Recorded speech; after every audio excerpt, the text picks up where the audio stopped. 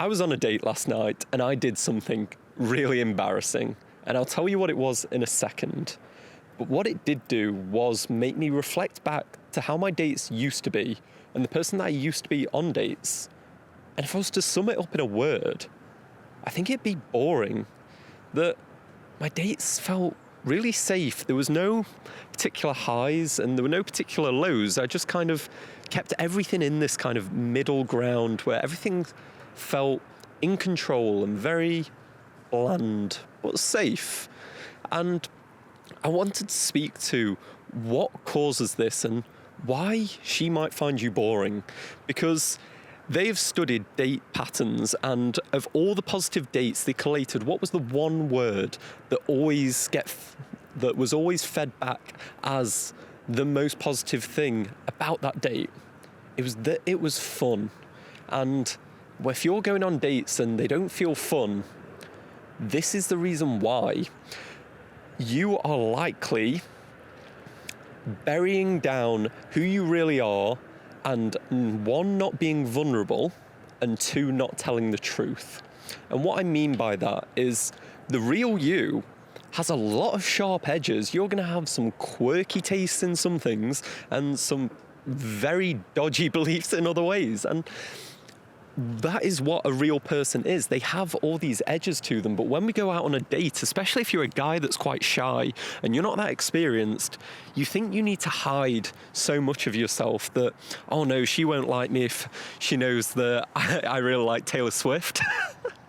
Sorry, myself there. I'm explaining it like, she won't like me if I really like Excel. It's like, I can't talk about these things on a date.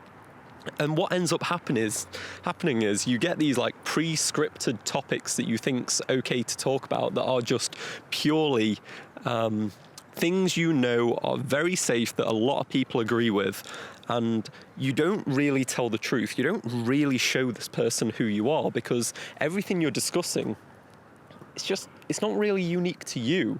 The point of a date is to be able to discover who that person is. That is all it is. You're trying to discover who this person is and if you're compatible. That should be the fundamental aim and nothing else. And how can we do that if we're going into this deliberately hiding so many parts of ourselves? And that doesn't mean you have to go in there and talk to them about your trauma from when you were 7 years old, but that just means actually choosing to express who you are and what you like, because that's what leads to a fun date. Because even if she doesn't like the thing that you're interested in, she will engage with the energy you bring to the conversation. Like, I shit you not, I have managed to talk to girls about Excel in length just because I'm a bit of a nerd and I really like it and I'm really good at it, and I'm able to somehow just seduce girls with Excel because it's authentic to me. Because the main thing when it comes to communicating, it's like what you say is about 10% of what gets sort of received on the other side. The rest is all just body language and tonality. And this is even more prevalent when it is a date situation, trying to connect with a girl and trying to connect to her. Because she don't really care what you have to say. It's very much like, can you generate an emotional tension between us? And she wants to see that you have passion. She wants to see that you have drive. And it genuinely could be for anything. It could be for painting miniature turtles. Whatever it is, it's you. And that's what people need to hang on to, that I always refer to. It's like Teflon Tom, the guy that nothing sticks to him because he's so perfect. It's like all of the things that he believes are exactly in line with what she'd want and everything like that. There's no heat, there's no tension. Some of the best interactions I've had with girls is simply from disagreeing with them. And I will, on purpose, just exaggerate opinions occasionally just because I know it's fun to have that kind of back and forth of like, you don't believe that, you absolute weirdo. How can you like whatever it is, this obvious thing, the Barbie movie, whatever you want to go for, whatever she's decided to state that day that she really likes, whether she seems to prefer skiing rather than snowboarding. It's like, whatever it is, you have fun in the interplay between you of joking that her opinion's terrible, it's definitely not this, because that's what makes the date fun. It's where you're different. It gives you something to actually connect with and interact with, rather than just sticking to, I need her to agree with me on everything. That's never going to be a fun or interesting date. Secondly, vulnerability. So this takes us back to the embarrassing moment from the story at the beginning. So the date that I was on a date with a model, and she was talking to me about how she walks down the catwalk, and I'm no bloody model. I don't fucking know. I was interested to the intricacies of it, let's say.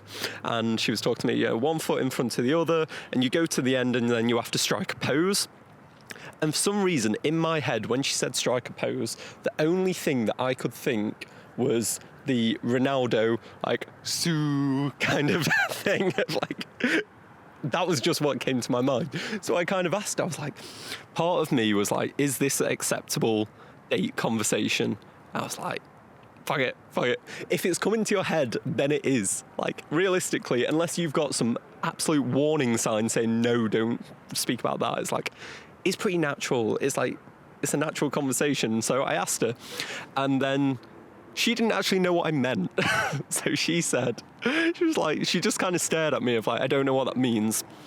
And now we enter the sort of tipping point of what I go for here. And I was like, either we let this situation just kind of roll out. She's a bit confused. I've not really established a point or a connection, and we just kind of repeat that. And that's how bland dates would go, and that's how dates when I was younger would go. But to be honest, I was feeling kind of fun. So I was like, all right then, I'm sure you know this, so let's do it. I took 5 steps forward in front of her in the model style and just hit the biggest fucking Ronaldo stance in front of her, in front of a bunch of people. And I was like, this. She burst out laughing. She thought it was so funny. And we ended up having a really high energy date after this point. And it was only because that could have gone either way. She could have thought that was real weird.